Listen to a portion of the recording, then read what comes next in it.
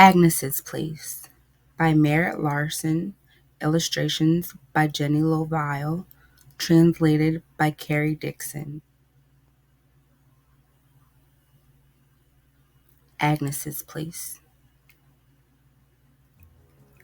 The city has so many buildings, so many roofs and walls and doors and windows and doorbells and trees and secrets.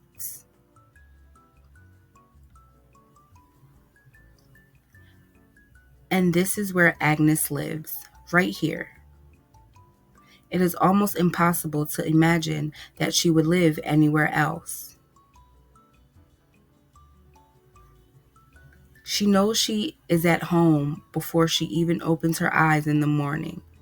She knows who is baking, who is playing, and who is saying, shh. She knows that the birds are hungry and that she is the only one who remembers. She knows who has the best parties, who celebrates Christmas all year round, and who gets the giggles when they're all alone. She knows who is outdoors and indoors and who never goes out at all. She knows what it is like to be the only child in a place full of adults who never have time. From her window on the third floor, Agnes looks down at the perfect puddle that is just the right size when it rains just enough.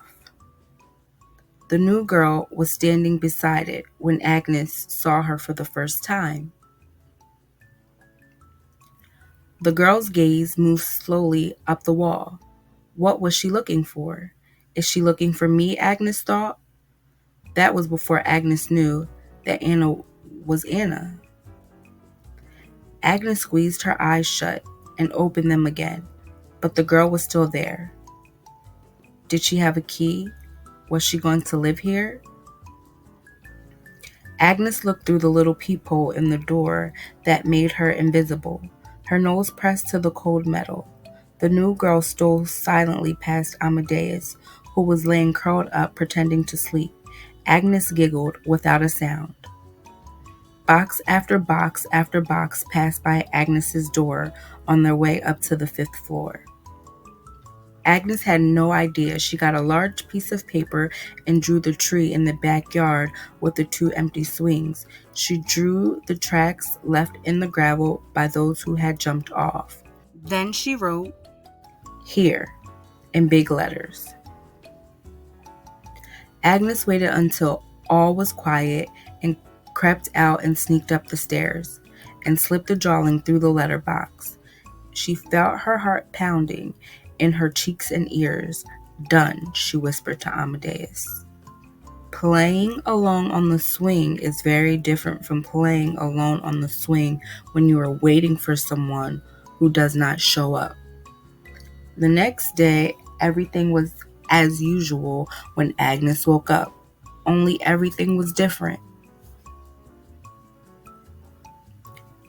She crept out of bed, opened her window wide, and put a handful of bird seeds in the birdhouse. Then another and another. Nothing. Swoosh!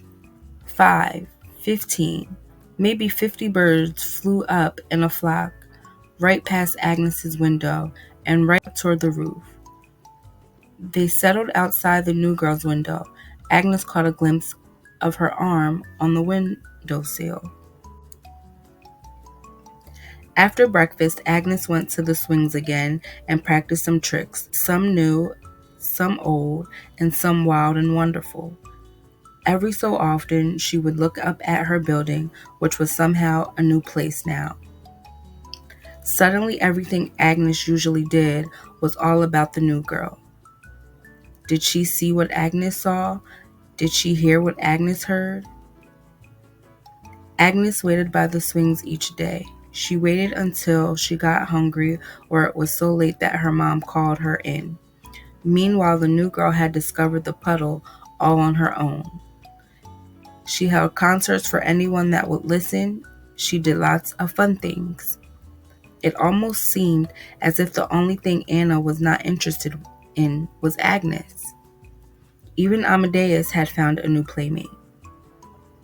Disappointed, Agnes went down to get Amelia's newspaper, just as she had always done. Agnes knew exactly which stone made her tall enough to reach into the mailbox, but today it was empty. The newspaper was not there. It is a bit strange, isn't it, that you can just move into a place without asking everyone who lives there if they think it's okay, Agnes said in a quiet voice. Well, now, we've all been new at one time or another, even me. That's a really strange thought for you, perhaps. There weren't many teeth left in Amelia's grin. Now, would you like a waffle? But Agnes didn't want one. A waffle is not much comfort when you are 5 and have no secrets left to share. Then suddenly, there they were on the stairs, both of them, in the same moment. And they were both the same size, and they were both just as quiet. Agnes looked at Anna's hat. Anna looked at Agnes's sweater. They could have been knit from the same ball of wool. Anna held out her hand and opened it. Agnes thought it looked like she had the whole universe in the palm of her hand. Before they knew it, the stairway had transformed into an ocean of blue, green, turquoise, yellow, purple, and red waves, and Agnes and Anna stared at the waves and each other. And then Agnes started to laugh, which made Anna laugh too.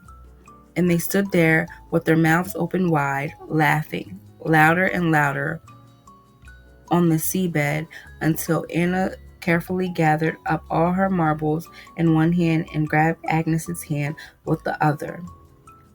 A door became a stair, became a long ladder to a place where Agnes had never been before. It turned out that Anna had her own secrets, and they were wild and wonderful.